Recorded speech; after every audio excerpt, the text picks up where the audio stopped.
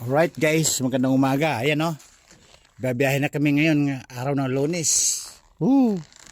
Guys, so tingnan nyo. Punong-puno. Ayan o. Nakita nyo? Sagad sa bubong. Sige mga 4 days to 3 days. Hindi pa nakabibiyahe na isang araw.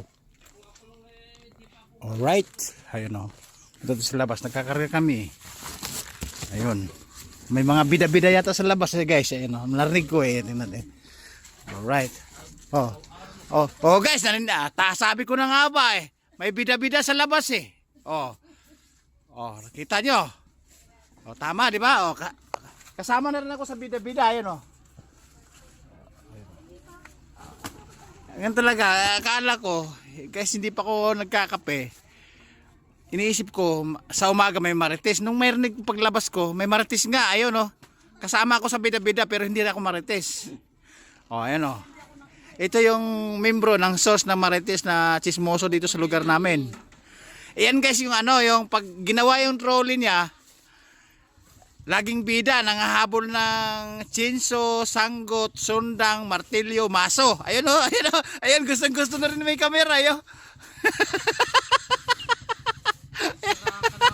Okay, so, nasisiraan din ako ng ulo. Pero, pang Undertaker yung jacket ko guys, nakita. Dapat magsuot ka ng ganito. Saka sasayaw-sayaw ka dyan.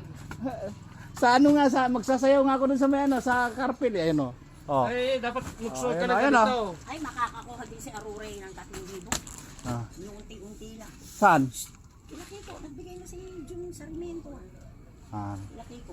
Alright guys, ito pera. What is the meaning of paak? Sa akin, parang pagmamahal ba?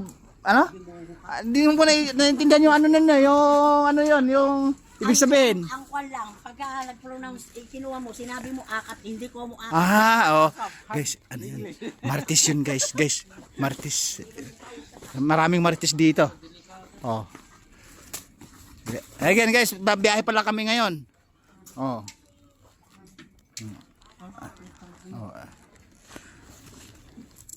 Yan o.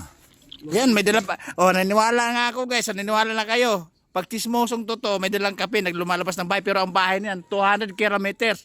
Nilalakad dito para may kapag-chismis lang. Ayun, lumayas o. Ayun, halika dito. Ayun, tagilid yung lakad guys. Tagilid yung lakad kasi siya talaga ang source ng marites eh. Ayun o. Gaano ba kalayo yung 200 kilometers? Parang kaya Isabela. Isabela Davao yun.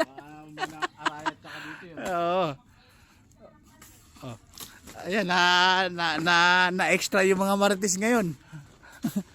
Yes, biyahe kami ngayon. Nakita nyo naman. Puro imported yung karton namin. Lalaki tingnan nyo. Galing sa bodega. Galing sa malalaking bodega sa wholesaler. Di ba? Ito pa ibabaw na lang to. Mamaya pag ganoon.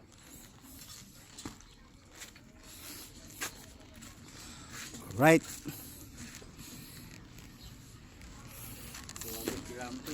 Guys, isusyo ko muna yung yung mamahaling kong Undertaker na jacket. Ayun o. Nakita niyo na. Bagay ito sa akin kasi 4 yung channel ko. Tapos mag-combat shoes ako. Nako, magsisitakbo na naman yung mga nakabolit. Alright. Ito guys binibilhan ako ng kasama ko sa bahay. Bagay daw kulo sa akin dahil nagbablog ako at saka 4 yung channel ko. Alright. I-comment nyo nga kung bagay na bagay ito sa vlogger na maingay madaldal. Okay. Makita nito sa daan. Kung saan kami pupunta, makikita mo na yung suot-suot ko na to. Ako na yon. Right. Okay. Guys, ito mga 2 oras pa guys bago kami babiyahe at itatali ng pulido at siksik ng pulido. Ayan matigas yung gulong na yan. Nung huling biyahe nilagyan ko ng hangin. Wala naman pala yung ron yung boss, mga bata lang nandun nag-email. Ito guys, isusyo ko na naman yung yung pangkarera namin na pangkarera namin na pang street bike. Ito yun, laging special na ginagamit ko. Ganun, nakita nyo, ang laki oh. Oh, ayan oh, ang laki ng makina. Shogun po yan, alam niyo kung anong unit ng Shogun. Hindi ko na sasabihin kung anong name company. Alright, okay,